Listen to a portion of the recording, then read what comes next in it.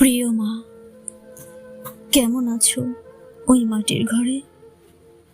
আমাদের কথা কি মনে পড়ে না তোমার? জানো মা, আমারও না তোমার কথা খুব বেশি মনে পড়ে। জানো মা, সবাই যখন তার মেয়েকে আদর করে, আমারও খুব ইচ্ছে হয় তোমার আদর পেতে। মা, আমার খুব একা লাগে তুমি ছাড়া। তোমার অসুস্থ মুখটা কেউ বোঝে না। এখন কেউ আমাকে আদর করে ভাত মাখিয়ে খাওয়াই না। জানো মা, তুমি চলে যাওয়ার পর পৃথিবীটার রং বদলে গেছে, সাথে ফ্যামিলির মানুষগুলোর আচরণও পাল্টে গেছে। এই স্বার্থপর দুনিয়াতে আমি বড্ড একা। এইটুকু বয়সে আমি খুব একা মা।